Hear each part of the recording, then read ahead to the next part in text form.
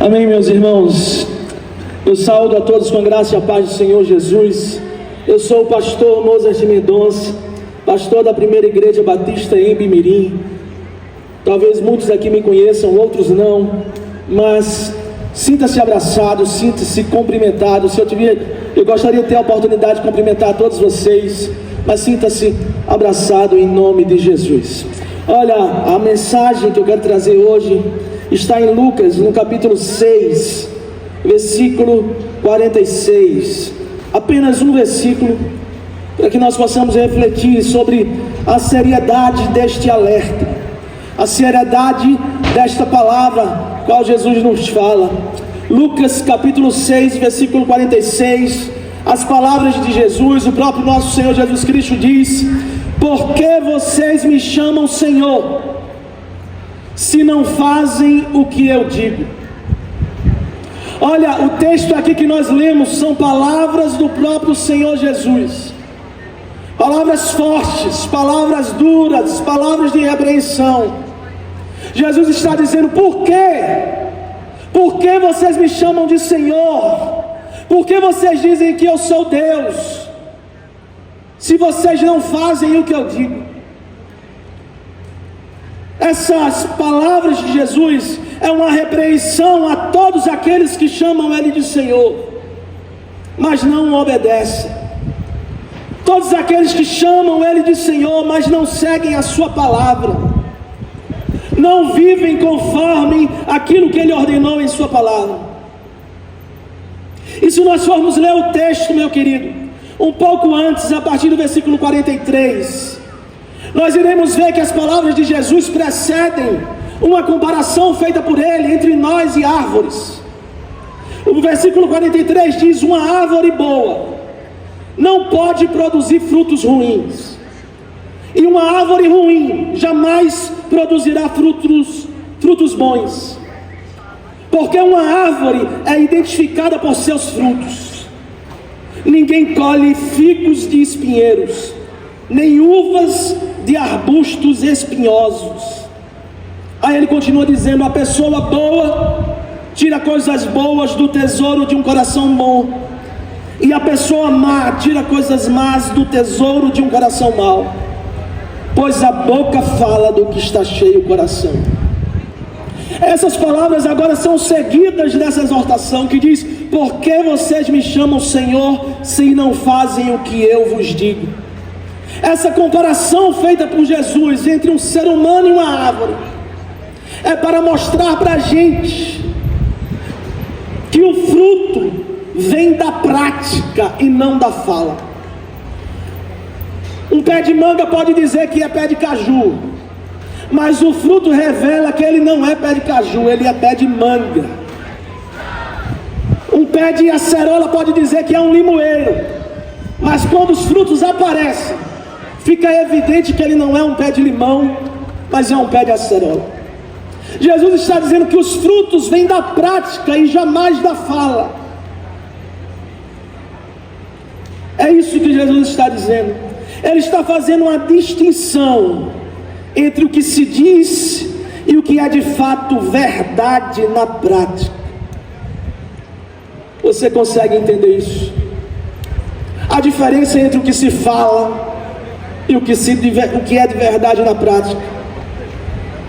Depois disso, Jesus pergunta: por que vocês me chamam de Senhor, se não fazem o que eu mando? Meus irmãos, será que existe uma discrepância entre o que você diz e o que você faz? Olha, essa é uma palavra importantíssima de Jesus. Essa pergunta não pode ser ignorada por você. É um alerta que não pode ser ignorado, porque isso define a sua eternidade. Será que há uma discrepância entre o que você diz e o que você faz, quem você realmente é? Isso define a sua eternidade. Por isso Jesus diz: por que vocês me chamam Senhor, se não fazem o que eu vos mando? Olha, um outro texto, esse mesmo texto na realidade dito pelo discípulo Mateus, em Mateus capítulo 7, versículo de 18 a 23, em Mateus 7, versículo 18, Mateus conta a mesma história, acrescida de alguns detalhes. O mesmo texto agora dito por Jesus, escrito por Mateus. O texto diz assim: a árvore boa não pode produzir frutos ruins, e a árvore ruim não pode produzir frutos bons. Toda árvore que não produz bons frutos é cortada e lançada no fogo. Portanto, é possível identificar a pessoa pelos seus frutos. E aí Mateus segue dizendo, nas palavras de Jesus, Jesus diz: nem todos que me chamam Senhor, Senhor, entrarão no reino dos céus, mas apenas aqueles que de fato fazem a vontade de meu Pai que está nos céus. No dia do juízo, muitos me dirão: Senhor, Senhor, não profetizamos em teu nome, não expulsamos demônios em teu nome, não realizamos muitos milagres em teu nome. E Jesus diz: eu porém responderei: nunca os conheci, afastem-se de mim, vocês que desobedecem a lei. Olha, este é um alerta que não pode ser ignorado. Jesus está dizendo que há uma discrepância entre o que se diz e o que se faz. Ele começa aqui mais uma vez em Mateus falando de árvore. Uma árvore ruim não pode produzir frutos bons, e toda árvore que não produz frutos bons é cortada e lançada ao fogo. Veja que o texto é o mesmo, mas Mateus detalha mais sobre o que Jesus estava alertando. Jesus estava falando aqui sobre os últimos dias, sobre salvação. Ele começa com a mesma comparação com a árvore, mencionando que a árvore que não produz bons frutos vai para o fogo, e termina dizendo que se conhece a pessoas pelos frutos. Mais uma vez, meu querido, Jesus está fazendo distinção entre o que se diz e o que se faz.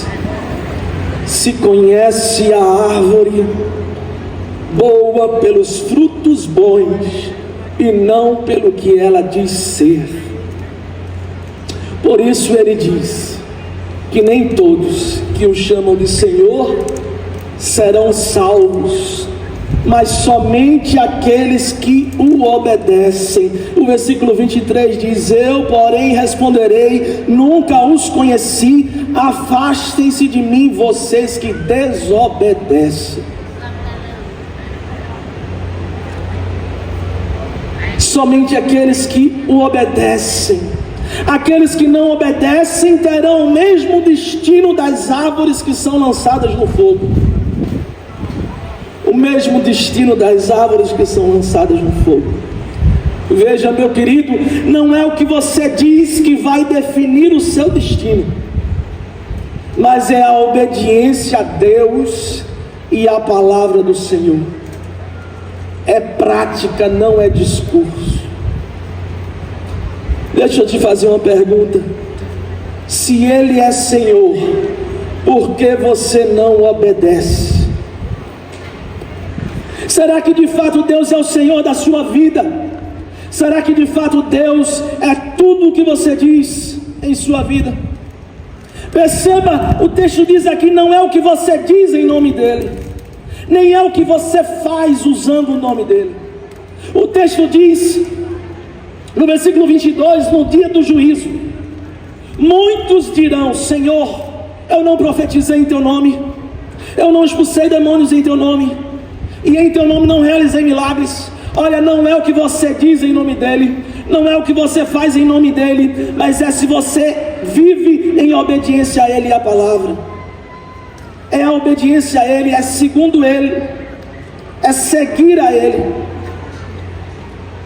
Meus irmãos, na minha vida cristã, nesses mais de 20 anos de evangelho, 27 anos, eu já vi muita gente dizer: ah, pastor, eu tenho Deus no meu coração, eu tenho Deus no meu coração. Muitos dizem que tem Deus no coração, mas continuam vivendo uma vida de desobediência, nos vícios, nas festas, nas farras. Não se engane, somente dizer que tem Deus no coração não quer dizer que Ele é o Senhor da sua vida. Já vi muitos dizerem que Ele é tudo, que Ele é o mais importante. Nós chegamos na casa de alguém para falar de Jesus, a pessoa diz: Jesus aqui, Ele é o dono, Ele é tudo, Ele é o Senhor, Ele é maravilhoso. Não se engane somente dizer isso, que Ele é tudo, que Ele é o mais importante, o dono do seu coração, e continuar vivendo a sua vida longe do Senhor, voltado para tudo que desagrada a Deus, em vícios, festas e farras. Isso não quer dizer nada. Por isso Jesus diz: por que você diz que eu sou Senhor da sua vida? Por que você diz que eu sou tudo da sua casa? Por que você diz que eu sou Deus, que eu sou maravilhoso, que eu sou a coisa mais importante, se no dia a dia você não me trata como importante, se você não faz o que eu mando? Eu sei, irmãos, que aqui é uma palavra dura, mas não é minha essa palavra, é de Jesus. Eu só estou dizendo o que Ele disse aqui no livro de Mateus e Lucas. Não sou eu que estou repreendendo, mas Jesus. A todos nós, que porventura possamos dizer com nossa boca que Deus é Senhor da nossa vida, mas na prática fazemos o que nós queremos. Na prática continuamos vivendo a nossa vida. Talvez no Natal, na Páscoa, na Semana Cristã a gente diz que Ele é o Senhor, mas no restante do ano a gente esquece de quem Ele é. E Ele passa a ser só mais um adereço na nossa casa, alguém que a gente nem lembra de orar na hora de comer. Você entende? Esse alerta é importante do Senhor, porque nós corremos o risco de chegar no último dia e dizer: Deus, eu preguei lá no palco da Semana da Cultura Cristã, eu estava lá, eu cantei, eu profetizei em Teu nome, eu expulsei demônios, eu curei. E Ele vai olhar para mim ou para você, para qualquer um de nós, que todos nós estamos aqui vulneráveis a isso, e vai dizer: eu nem lhe conheço. Não é o que nós dizemos, não é o que eu digo, é o que eu faço, é a minha vida de obediência à palavra. Receba essa palavra de exaltação em amor, porque precisa ter muita coragem para subir aqui e dizer isso. Eu não estou falando isso por outro motivo a não ser porque eu amo esta cidade, e o meu desejo era que Jesus estivesse em todos os lares, de forma evidente, que Deus fosse o Senhor da nossa cidade, em todas as casas, em todas as vidas. Se Ele é tudo isso, quando nós dizemos que Deus mora no nosso coração, que Deus é tudo, porque você não obedece e entrega o governo da sua vida a Ele? Porque você não lê a palavra de Deus todos os dias para buscar entender o que Ele quer, o que Deus quer fazer na sua vida? Porque você não deixa Ele governar a sua vida, mandar na sua vida? Porque você, quando toma decisões na sua vida, não busca orientação de Deus para saber o que é que Ele quer que você faça? Você entende isso? A salvação não é sobre pagar promessas, meus irmãos. A salvação não é sobre você fazer uma promessa a Deus e se Ele cumprir, você vai pagar aquela promessa. A salvação também não é, você me perdoe dizer, sobre nós realizarmos uma missa ou um culto a Deus quando alcançamos alguma vitória, e depois disso esquecer Deus lá. Pedimos por algo, Deus nos cura, ou Deus nos abençoa, e a gente vai lá, faz um culto, agradece e pronto. Ou paga uma promessa que nós prometemos e pronto. A salvação não é sobre isso. A salvação não é sobre o que você fala ou faz em nome dEle. Não é sobre dar um culto na sua casa, é uma bênção e só. Deus não quer isso, meus irmãos. Sabe o que Deus quer? Ele quer entrega de vida. Deus quer o governo. Deus quer ser o primeiro. Deus quer ser prioridade. Deus quer que você o busque, que você o conheça, não só de ouvir falar, mas de andar com Ele. Deus quer ver você prosperar e ser feliz ao lado dEle. Deus quer amar você. Ele quer entrega de vida, Ele quer conversão. Deus quer mudança de atitude. Ele quer você por inteiro e não só da boca para fora. Deus é Senhor mesmo, ou isso é apenas um jargão que nós usamos de forma hipócrita e religiosa? Será que Deus é Senhor mesmo, ou quando nós dizemos Ele está no meu coração, é só um jargão religioso que nós copiamos de alguém? E depois que acabamos de dizer que Jesus está no nosso coração, a gente volta para a festa, para os vícios, para o pecado. Deus é Senhor mesmo na sua vida. Você pode ser extremamente religioso e não ser salvo. A Bíblia está dizendo isso. Naquele dia alguns dirão: Senhor, eu profetizei em teu nome, eu estava lá, eu ia para a igreja todo domingo,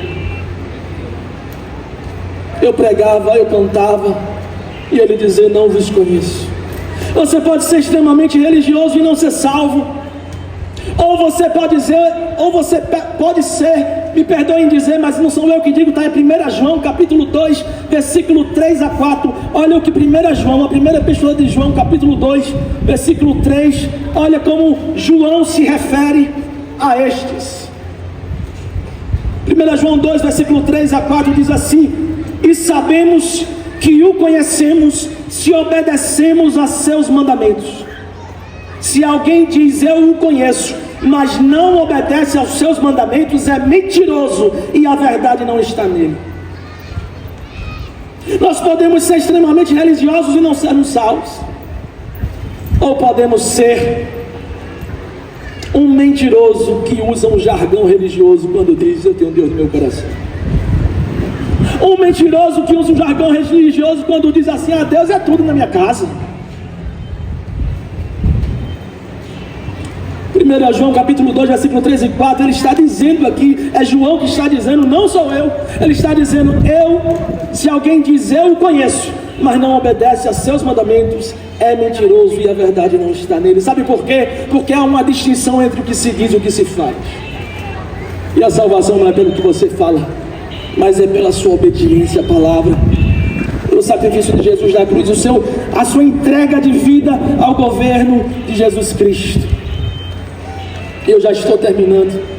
Olha o que a Bíblia diz em Tiago capítulo 1, versículo 22. Tiago capítulo 1, versículo 22. Tiago diz: não se limitem, porém, a ouvir a palavra, ponham-na em prática. Do contrário, só enganarão a si mesmos. Pois se ouvirem a palavra e não praticarem, serão como alguém que olha no espelho, vê a si mesmo, mas assim que se afasta, esquece de como era a sua aparência. Olha, Marcos, Lucas, João e agora Tiago, todos os quatro dizendo a mesma coisa, que há uma diferença entre o que se diz e o que se faz. Não se limitem a ouvir a palavra, mas vivam, ponham em prática, senão do contrário só se enganarão a si mesmos.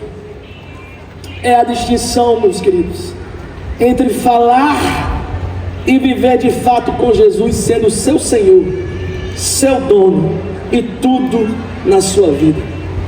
Tiago nos exorta a viver a palavra. Deixa eu te fazer uma pergunta para já terminar. Quem é Jesus para você? Não precisa você responder. Quem é Jesus para você? Livre-se desse jargão religioso. Eu estou perguntando de verdade: quem é Jesus? Ele é seu dono? Ele é realmente tudo? Ou ele é só alguém que a gente lembra em alguma data especial do ano para dizer: ah, ele mora no meu coração? Quem é Jesus para você? Lembre-se, Deus não quer o pagamento das nossas promessas. Deus não quer velas ou votos.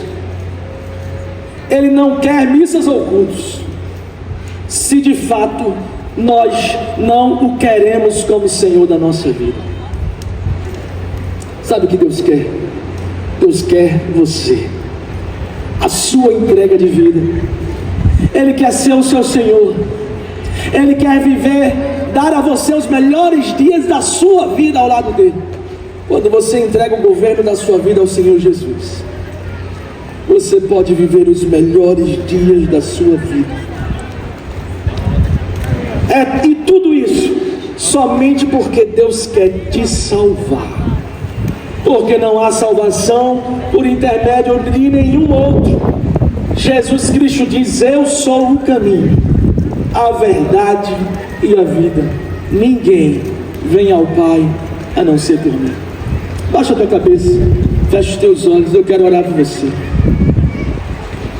Talvez essa palavra aqui tenha alcançado o seu coração. A palavra do Senhor aqui, mesmo sendo uma palavra dura e de exortação do Senhor, mas Deus com amor nos exorta, porque Ele quer entrar em nossa casa, entrar em nossa vida, entrar no nosso coração e ser de fato o dono, o Senhor, ser tudo.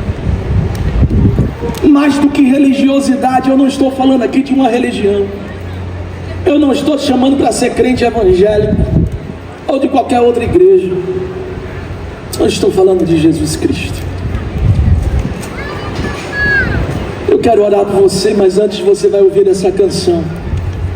Enquanto você ouve essa canção, que você ore ao Senhor e peça perdão a Ele por talvez não tratar o Senhor de forma especial, tratá-lo não com prioridade, por dizer que Ele é tudo, mas não evidenciar isso de forma prática.